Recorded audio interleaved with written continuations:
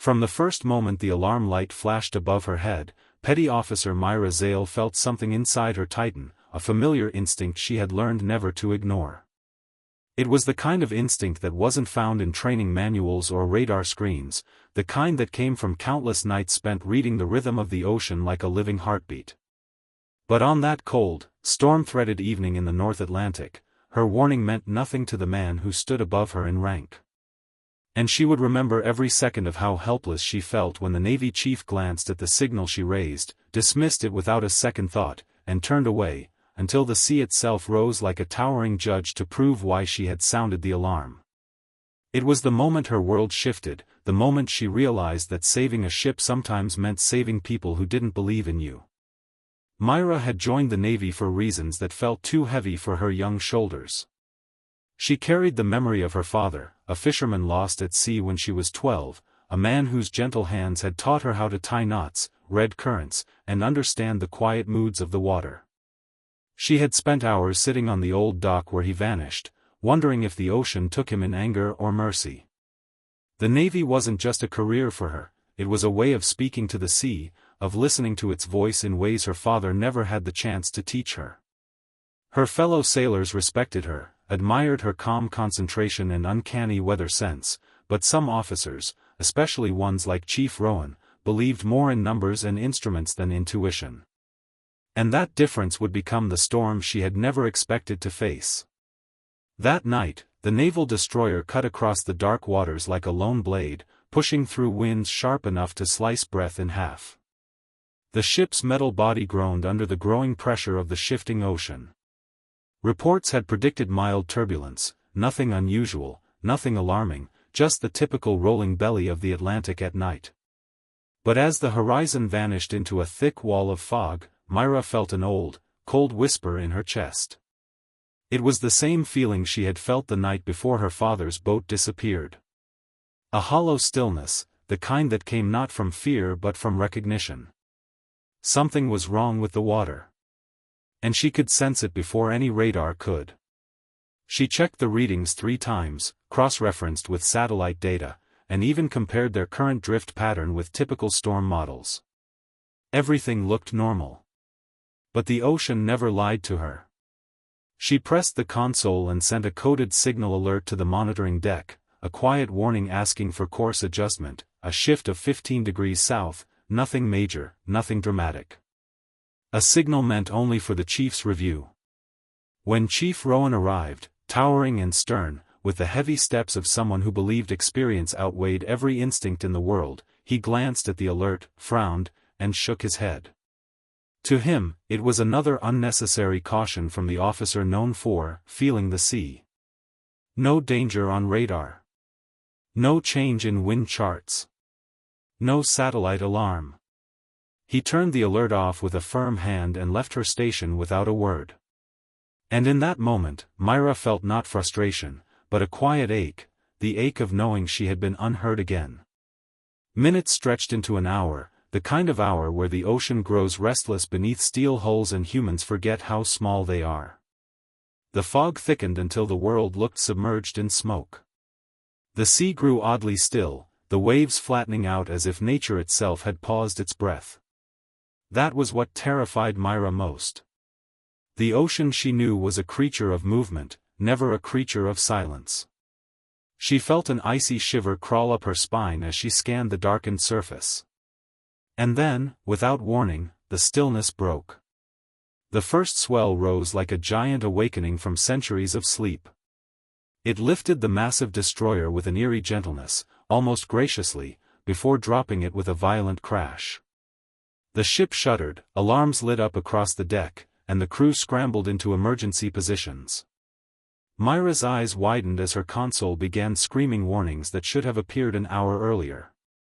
The sea was changing too fast, behaving like a storm system not born in the sky but erupting from beneath the ocean itself. She remembered her father's words, "Storms from below are the ones the sky doesn't warn you about." The ship tilted, the bow carving into a rising wall of water, and she realized the reading she had sensed earlier wasn't a storm front, it was a rogue wave pattern, the kind that appears once in decades, the kind that swallows ships whole. Her earlier caution would have shifted them out of its path. Now, they were in the center of its jaws. Chaos erupted, but in chaos, clarity found her. While others panicked over failing equipment, Myra focused on the ocean's rhythm. She had watched the sea all her life, and this wave pattern had a pulse like a drum. If she could match its timing, they might ride the towering swell instead of breaking against it.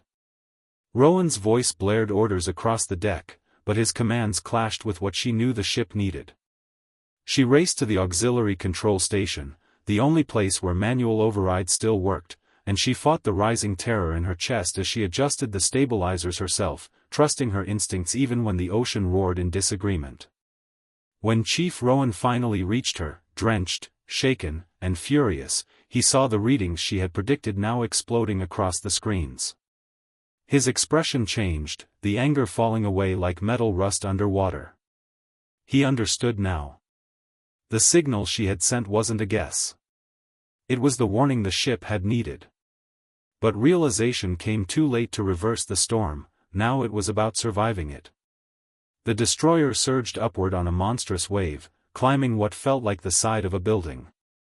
Men shouted. Steel groaned.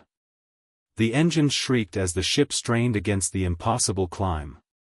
Myra held her breath as she aligned the ship at the exact angle she knew the wave would crest. She felt the power of the ocean vibrating through her bones.